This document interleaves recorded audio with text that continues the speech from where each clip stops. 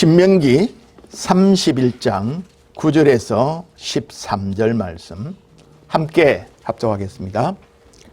또 모세가 이 율법을 써서 여호와의 언약궤를 메는 레위 자손 제사장들과 이스라엘 모든 장로에게 주고 모세가 그들에게 명령하여 이르기를 매 7년 끝에 곧 면제년의 초막절에 온 이스라엘이 내 하나님 여호와 앞에 그가 택하신 곳에 모일 때에 이 율법을 낭독하여 온 이스라엘에게 듣게 할지니 곧 백성의 남녀와 어린이와 내 성읍 안에 거류하는 타국인을 모으고 그들에게 듣고 배우고 내 하나님 여호와를 경외하며 이 율법의 모든 말씀을 지켜 행하게 하고 또 너희가 요단을 건너가서 차지할 땅에 거주할 동안에 이 말씀을 알지 못하는 그들의 자녀에게 듣고 내 하나님 여호와 경외하기를 배우게 할지니라. 아멘. 다시 성경으로 라는 제목으로 하나님의 말씀을 함께 나누겠습니다. 오직 성경, 오직 은혜, 오직 믿음, 오직 그리스도, 오직 하나님께 영광이라고 하는 이 5가지의 구호는 중세교회의 암흑기에서 교회를 다시 새롭게 만든 종교개혁의 5가지 구호입니다. 그 첫 번째가 솔라 스크립추라, 오직 성경으로 라는 구호입니다. 오직 성경으로 라고 하는 이 구호는 우리의 믿음과 생활에 최종적인 권위가 어디에 있느냐 하는 것을 묻는 질문이죠. 종교개혁가인 루트는 이렇게 말했습니다.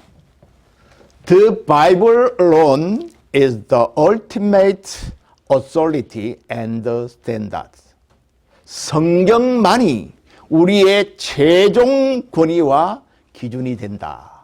그렇게 말을 했습니다. 그 어떤 제도나 아무리 좋은 전통이 있다 할지라도 그 제도나 전통이 성경보다 더 위에 있을 수가 없다는 것이죠. 다시 말하면 성경이 우리의 믿음과 우리의 생활에 가장 최종적인 권위를 가진 유일한 기준이 된다는 뜻입니다.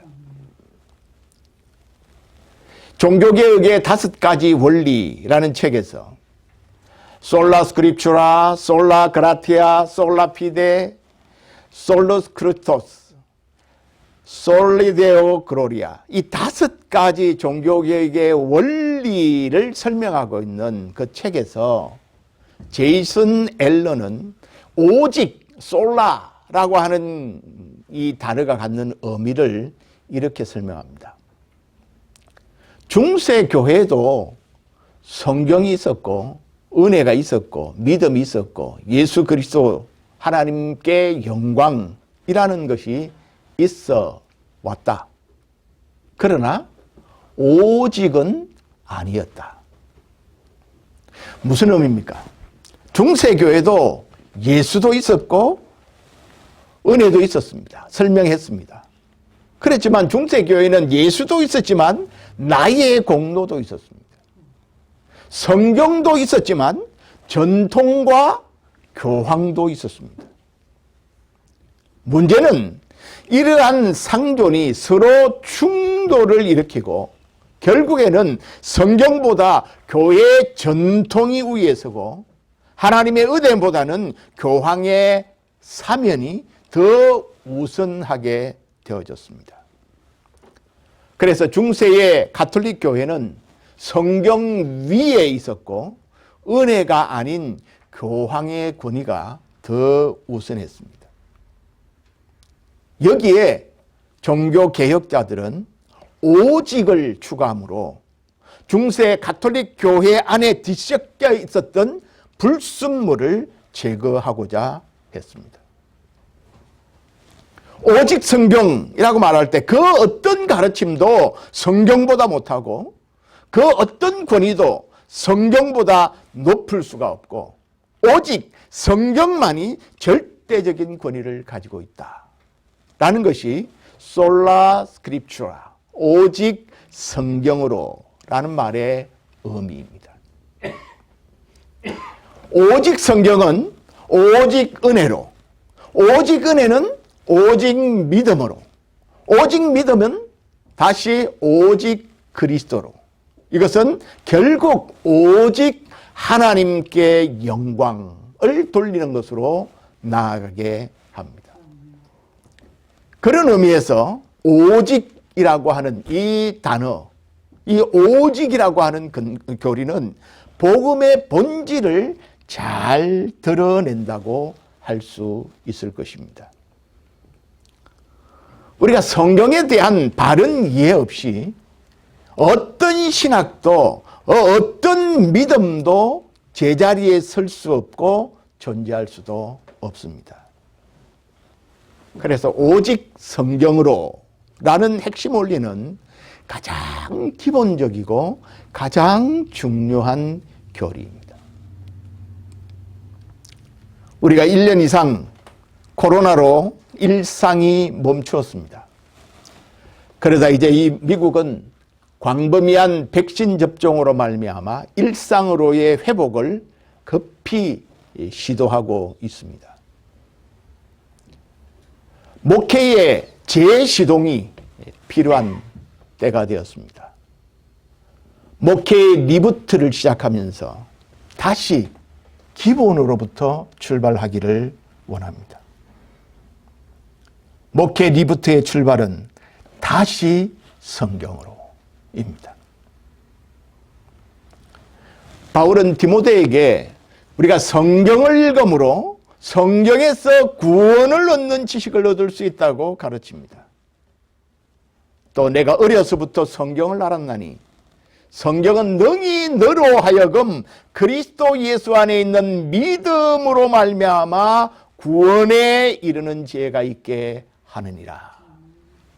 여러분, 성경 안에는 구원에 이르는 지혜를 얻게 합니다. 그러나 성경에는 구원에 이르는 지혜뿐만 아니라 모든 성경은 하나님의 감동으로 된 것으로 교훈과 책망과 바르게 함과 의로 교육하기에 유익하다고 말씀합니다. 그리고 성경은 결국 하나님의 사람으로 온전하게 하며 모든 선한 일을 행할 능력을 갖추게 한다고 말씀합니다. 즉 삶에 대한 진정한 가르침의 원천이 성경이고 온전한 제자와의 교과서 또한 성경이라는 것입니다. 그러므로 우리는 그 무엇보다 다시 성경으로부터 시작해야 합니다. 오늘의 본문은 모세가 그 고별 설교를 신명기 1장부터 30장까지는 모세의 설교 내용입니다. 그 설교를 마치고 이제 그의 리더십을 여호수아에게 이양하는 과정에서 나옵니다.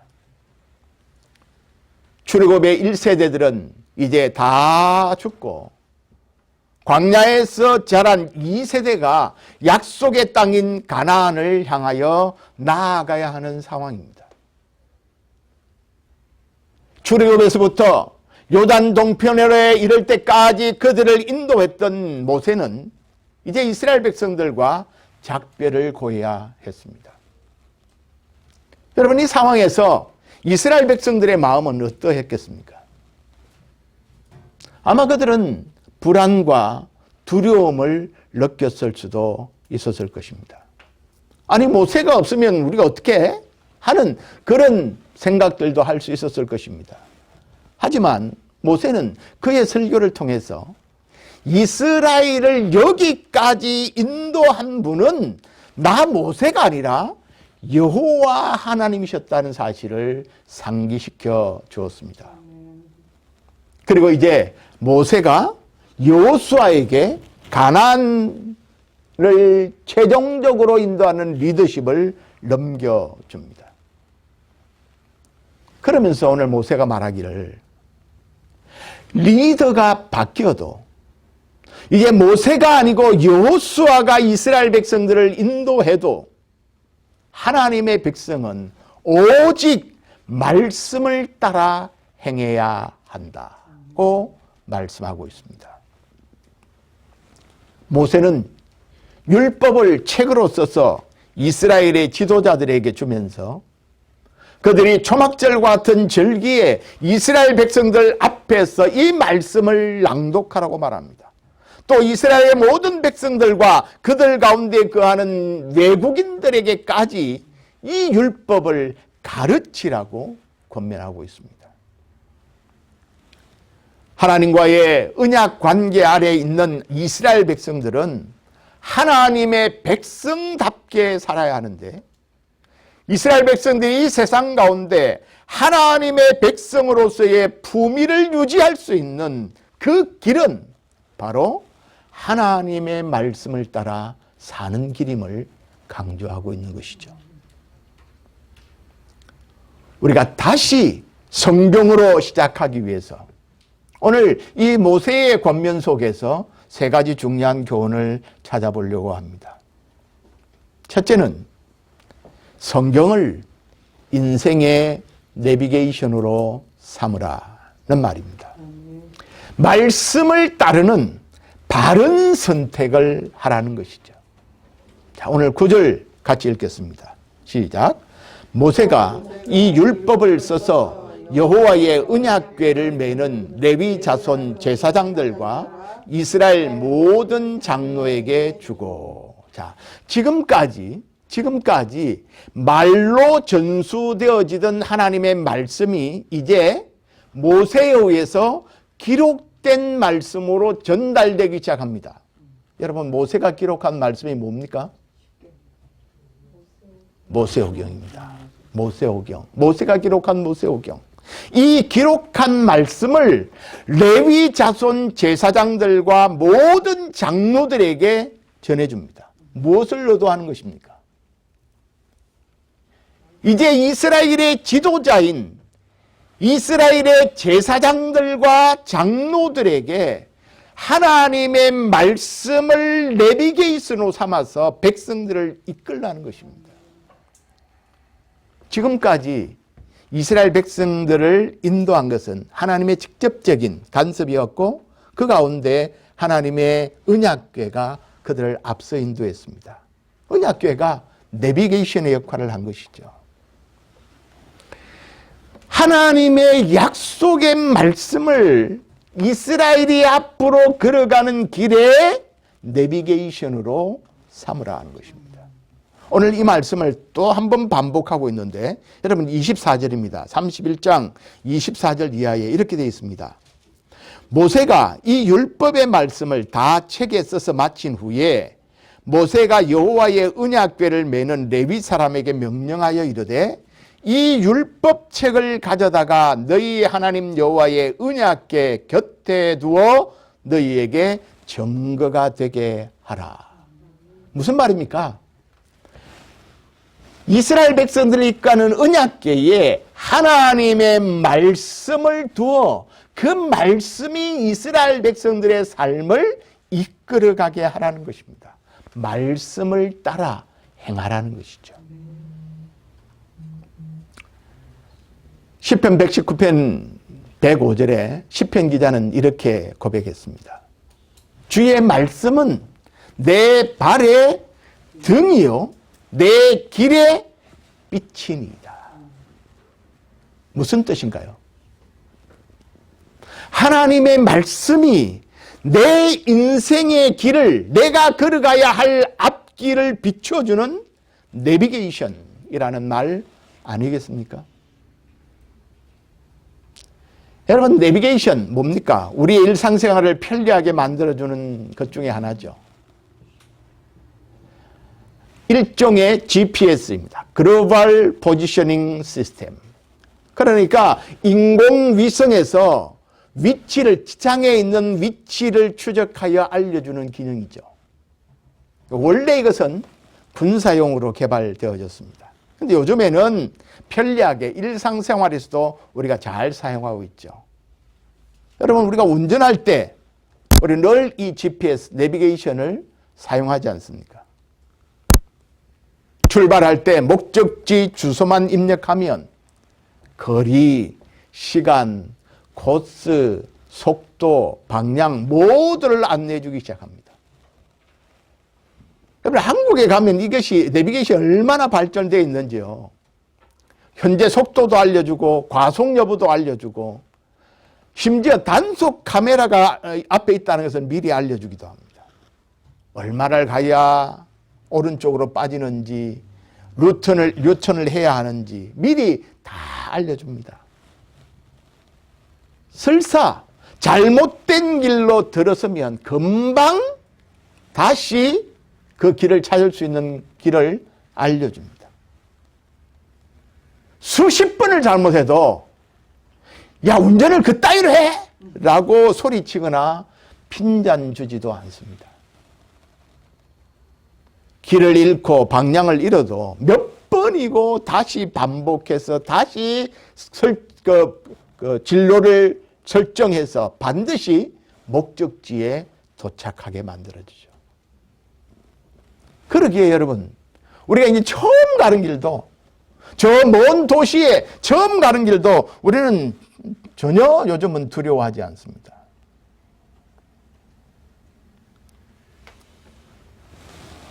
여러분, 하나님의 말씀이 바로 내 인생의 내비게이션이라는 사실을 알고 계십니까?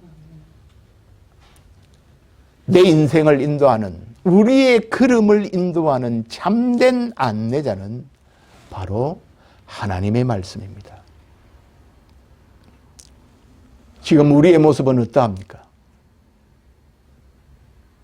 우리 앞에 닥쳐지고 있는 어려움, 문제, 시험, 고난, 또 결정해야 할 결정이 있을 때 우리가 하나님의 말씀에 비추어서 우리가 그것을 말씀에 따라 우리 인생의 문제들을 해결해 가고 있습니까?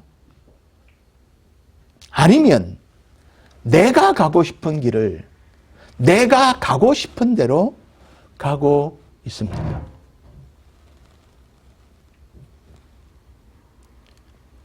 오늘 우리의 인생을 다시 시작하는 관점에서 우리는 다시 말씀으로 나아가기를 원합니다.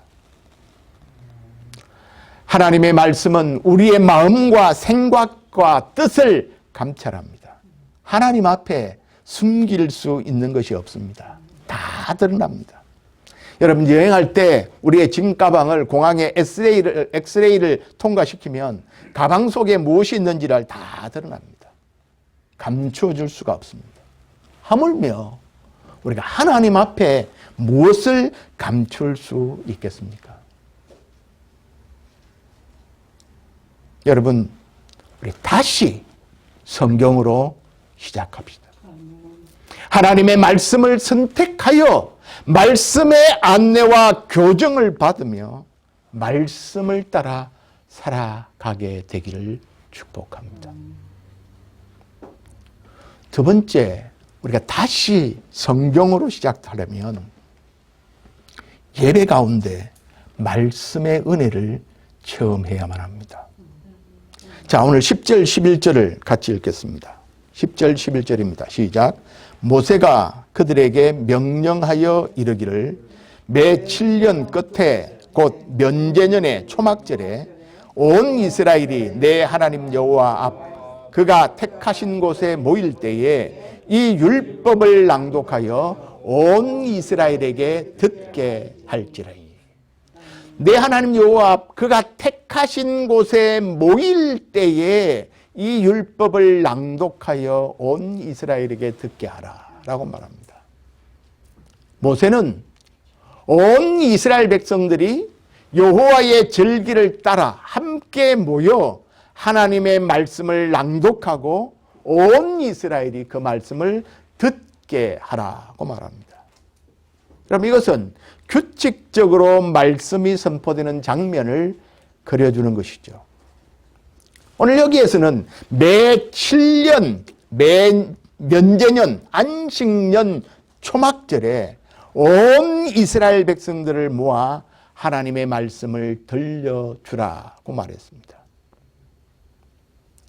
여러분, 이 당시에는 성경이 이렇게 종이로 간단하게 제본되어져서 우리 각 개인이 소유하던 시대가 아닙니다. 또 여러분의 핸드폰 안에 이것이 다 깔려 있어서 핸드폰을 켜면 성경을 읽을 수 있고 들을 수 있는 그런 시대가 아니었습니다. 이때는 성경이 종이에 기록된 것이 아니라 양피지에, 그것도 손으로 기록해야 했습니다. 그러니까 창세기 한 것만 해도, 여기 신명기 한 것만 해도 그것을 양피, 가죽 피지에 그것을 손으로 써서 기록한다면 신명기 한 것만 해도 그 분량이 얼마나 많겠습니까? 그리고 그것을 개인이 소장할 수도 없었습니다. 그래서 이스라엘 백성들이 모일 때마다 성경을 읽고 그 성경을 설명해 줘야 됐죠. 그러니까 이스라엘 백성들이 함께 모일 때는 하나님의 백성들이 하나님의 음성을 듣는 시간입니다. 여러분, 우리가 매주일 하나님 앞에 모여 예배하는 이 시간은 여러분, 우리의 다른 모든 일주일의 삶들도 다 중요하지만 우리가 함께 모여 하나님을 예배하는 이 시간은 하나님이 자기 백성들에게 친히 말씀하시는 시간입니다. 그래서 우리가 여기 예배에서 하나님의 은혜를 누리지 못한다면 우리는 다른 시간에 다른 곳에서 하나님의 은혜를 누릴 것을 기대할 수가 없어집니다. 종교개혁자였던 루터는 세 종류의 다른 말씀이 있다고 주장했습니다.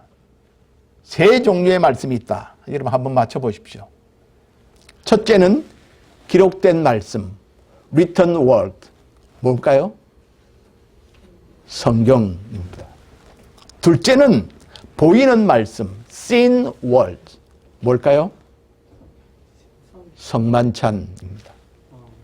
셋째는 선포된 말씀, spoken word. 뭘까요? 설교입니다. 루트는 성경과 성만찬과 설교 세 가지 종류의 말씀이 있다.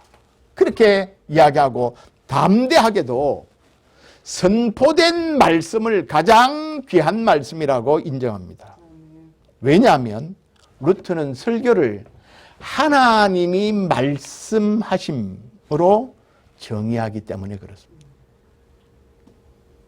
즉 설교자의 입으로 선포되는 설교는 하나님이 그 순간에 자기 백성들에게 직접 말씀하시는 시간이 되기 때문에 설교 시간이 가장 귀한 말씀이라고 말했습니다. 하나님이 자기 백성 가운데 오셔서 말씀하시는 시간이라는 것입니다. 여러분, 예배 가운데 하나님의 말씀을 통해서 은혜를 누려야 합니다. 그러기 위해서 여러분들이 말씀을 기대하고 은혜를 사모하고 그리고 이 말씀을 한 번 듣고 끝나는 것이 아니라 계속 듣고 묵상하고 이 말씀을 삶 속에서 내 것으로 만드는 노력들을 해 가야 합니다.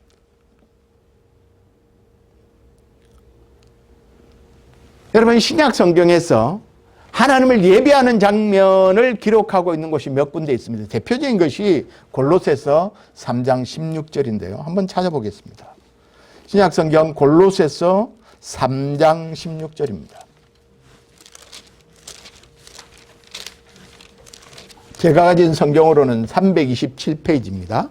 3장 16절과 17절 우리 같이 읽어보겠습니다. 예배의 장면이 어떠한가 같이 보겠습니다. 시작. 그리스도의 말씀이 너희 속에 풍성히 가하여 모든 지혜로 피차 가르치며 권면하고 시와 찬송과 신령한 노래를 부르며 감사하는 마음으로 하나님을 찬양하고 또 무엇을 하든지 말에나 일에나 다 주 예수의 이름으로 하고 그를 힘입어 하나님 아버지께 감사하라. 자, 여기 시와 찬송과 신령한 노래를 부르며 감사하는 마음으로 하나님을 찬양하는, 이것이 예배의 모습 아닙니까? 근데 여기 보면 그리스도의 말씀이 너희 속에 풍성히 거하여, 그렇게 말했습니다. 예배 시간에 소중한 것은 하나님의 말씀이 선포되는 것이죠. 그런데 여기 하나님의 말씀이라고 하지 않았고 그리스도의 말씀이, 그렇게 말했습니다. 성경을 보면 말씀하면 다 대부분 하나님의 말씀 그렇게 되어 있는데 그리스도의 말씀이라고 표현한 것이 여기 처음입니다. 그리스도의 말씀이 뭘까요? 그리스도께서 하신 말씀, 그리스도의 말씀이겠죠. 또 그리스도를 선포하고 그리스도를 나타내는 말씀, 그것이 그리스도의 말씀이겠죠. 그러면 그리스도께서 하신 말씀, 그리스도를 선포하는 말씀은 뭘까요? 한 단어로 말하면 복음이죠. 복음.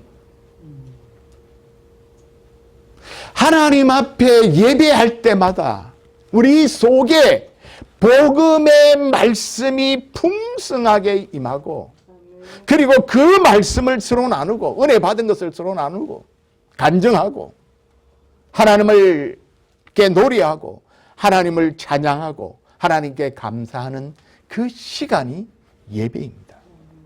그리고 그 예배에서 은혜를 받은 사람들이 어떻게 합니까? 다시 세상으로 나아가서는 어떻게 하라고요?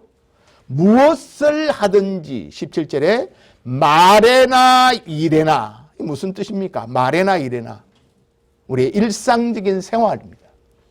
우리가 예배를 드리고 나아가서 우리의 일터에서, 우리의 가정에서, 우리의 사회생활 속에서, 우리의 말에나 일에나, 우리의 일상의 삶에서 주님을 자랑하고 드러내며 하나님께 감사하며 살아가는 삶, 이것이 신앙생활입니다. 이것이 그리스도인의 삶의 모습입니다. 우리가 다시 성경으로 시작하기 위하여 우리가 드리는 이 예배가 일주일에 한 번씩 드리는 형식적이고 습관화된 예배가 아니라 이 예배를 통하여 하나님의 음성을 듣고 하나님께서 우리에게 부어주시는 풍성한 은혜를 경험하는 경험들이 있어야만 우리가 다시 성경으로 시작할 수 있는 것입니다.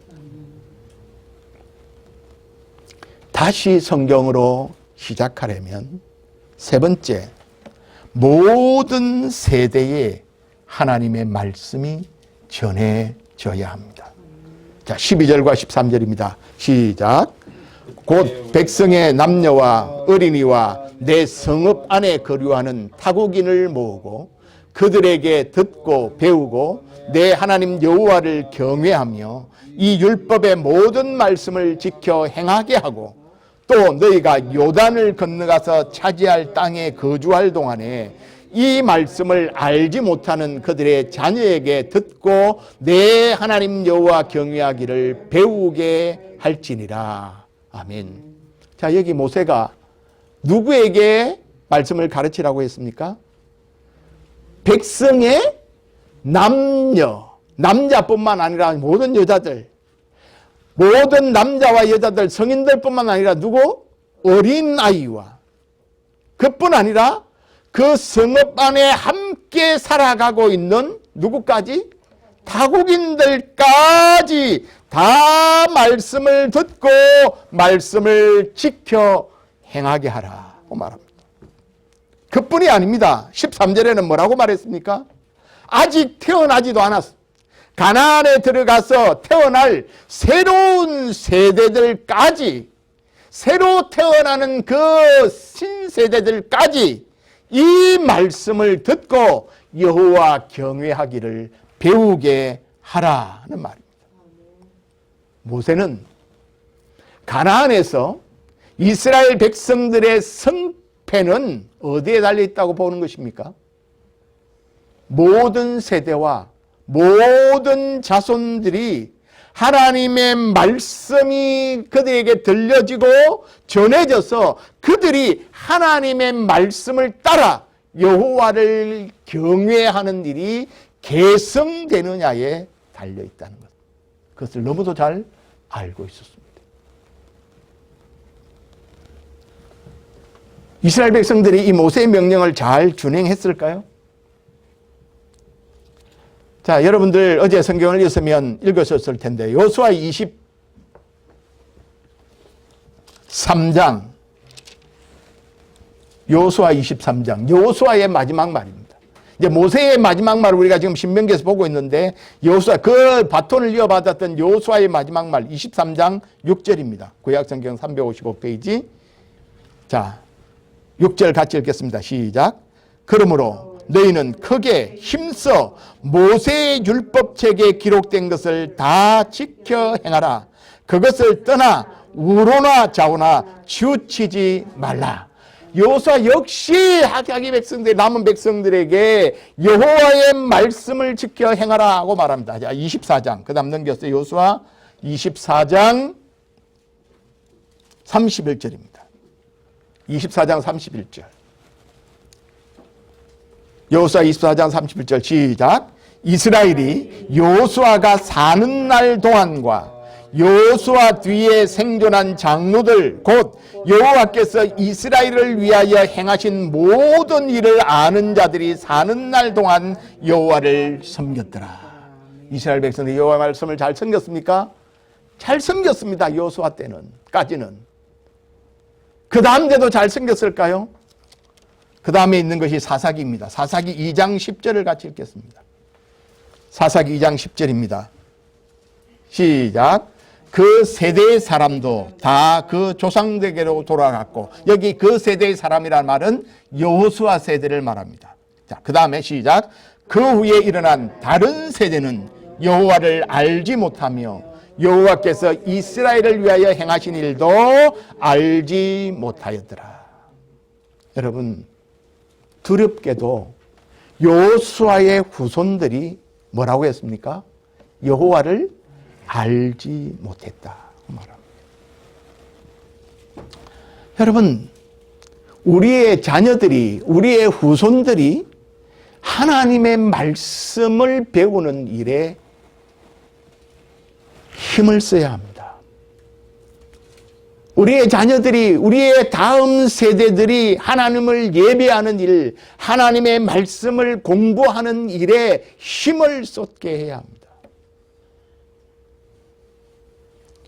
여호수아는 그 모세의 말을 따라 하나님의 말씀을 잘 지켜 행했습니다. 그러나 여호수아 다음 세대들은 여호와의 말씀을 알지 못했다고 말합니다. 그래서 이스라엘의 역사는 여호와의 말씀을 멀리 떠남으로 말미암아 결국에는 나라가 망하여 바벨론의 포로로 끌려가고 말죠. 그런데 그들이 바벨론의 포로로 끌려가서 율법을 다시 공부하면서 왜 하나님의 백성인 우리가 이방인들에게 망해서 이렇게 포로가 됐을까를 공부하다가 그들이 하나님의 말씀을 우리가 떠났기 때문이라는 것을 깨닫게 됩니다. 그래서 그들이 다시 포로에서 돌아와 제일 먼저 한 것이 성전을 재건하는 것이고 예루살렘 성벽을 다시 쌓고 그 다음에 한 것이 뭡니까? 느헤미야 8장에 보면 초막절에 이스라엘 백성들이 숨은 광장에 모여서 그들이 한 일이 무엇입니까?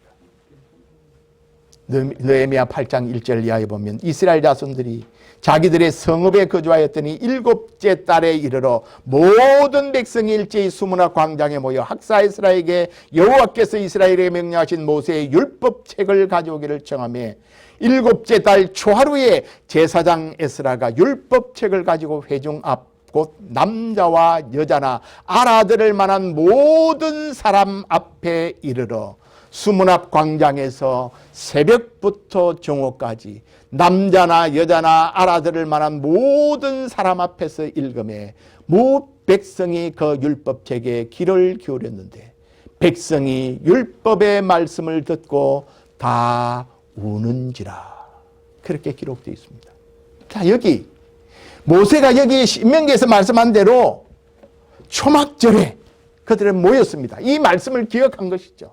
그리고 모세가 말한 것처럼 남자와 여자뿐만 아니라 말을 알아들을 수 있는 모든 어린아이까지 다 모여서 하루 종일 하나님의 말씀을 듣습니다. 그들이 그 말씀을 듣는 동안에 말씀을 깨닫게 되고 회개하는 대부흥이 일어난 것입니다.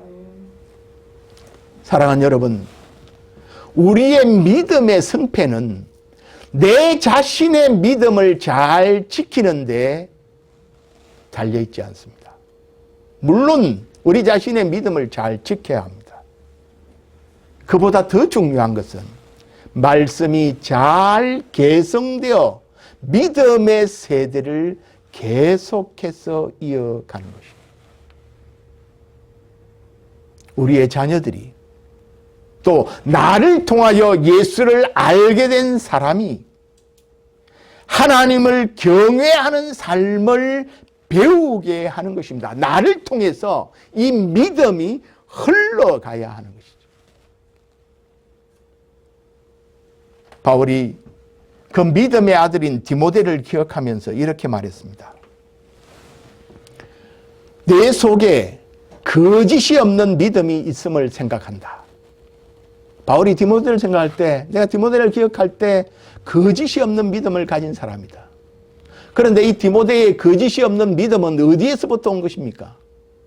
이 믿음은 먼저 내 외조모 로이스와 내 어머니 유니게 속에 있더니 내 속에도 있는 줄을 확신하노라. 그의 할머니로부터 어머니로부터 그의 믿음이 디모데의 믿음이 대를 이어 계승되었다는 것이죠. 그리고 바울은 디모데에게 2장 1절에 이렇게 말했습니다. 내 아들아, 그러므로 너는 그리스도 예수 안에 있는 은혜 가운데서 강하고, 네가 먼저 은혜 가운데서 강해야 한다. 그런데 네가 은혜 가운데서 강하는 것으로 끝나는 것이 아니라 2절에 내가 많은 증인 앞에서 내게 들은 바를 충성된 사람들에게 부탁하라.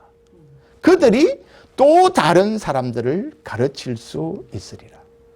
여러분, 이 믿음의 계대가 어떻게 이어야 됩니까? 바울을 통해서 디모데에게 전해졌고, 디모데가 충성된 사람들에게 이 말씀을 전해주고, 그 충성된 사람들을 통해서 또 다른 사람들이 하나님의 말씀을 알 수 있도록 그렇게 복음이 계승되어 가야 한다는 것입니다. 우리가 다시 성경으로 시작하려면 우리뿐 아니라 우리 모든 세대들이 하나님의 말씀을 배우고 그 말씀이 그의 인생을 지배하는 삶을 살도록 그들에게 말씀을 전해줘야 합니다. 사랑하는 여러분, 우리의 믿음의 재시동을 위해서 우리는 다시 말씀으로 돌아가야 합니다. 오직 성경입니다. 오직 구원의 길은 성경에 있습니다. 교훈과 책망과 바르게 함과 의로움도 오직 성경에 있습니다. 하나님의 사람으로 온전한 삶을 살 수 있는 풍성한 가르침이 여기에 있습니다. 오직 성경. 우리 다시 성경으로 돌아가서 새롭게 출발합시다. 그동안 우리가 성경을 소홀히 여겼던 것, 하나님의 말씀을 읽고 하나님의 말씀을 듣고 암송하고 그리고 말씀대로 살려고 몸부림치지 못한 것을 회개합시다. 성경대로 살지 못했던 것을 회개합시다. 말씀을 따르기보다는 세상의 가치와 이익을 따라서 하나님의 말씀이 분명히 말씀함에도 불구하고 상황이, 환경이 그렇지 못하다고 핑계하며 말씀을 따르지 못했음을 회개합시다. 말씀이 가라고 하는 그 길을 걸어가는 것이 아니라 내가 가고 싶은 대로, 내가 행하고 싶은 대로 살았던 것을 회개합시다. 또 한 가지는 우리가 성경이 말한 대로 변하지 않았음을 회개합시다. 말씀을 읽고 예배도 드리고 설교도 듣지만 또 전하지만 실제로는 말씀대로 변하지 않는 우리 자신을 회개합시다. 하나님은 이사야를 통하여 말씀하셨습니다. 이 백성이 입으로는 나를 가까이하며 입술로는 나를 존경하나 그 마음은 내게서 멀리 떠나 있다 라고 지적했습니다. 이것이 우리를 향한 지적이 아닐까요? 오늘 이 시간 우리가 함께 하나님 앞에 회개하며 나아가기를 원합니다. 주여, 우리를 다시 성경으로 돌아가 새롭게 시작하게 하옵소서. 말씀대로 따르지 못한 우리를 용서하여 주시고 말씀대로 변하지 않았음을 용서해 주시고 다시 말씀으로 시작하게 해 주시옵소서. 시간 우리 같이 함께 통성으로 함께 같이 기도하면 좋겠습니다. 같이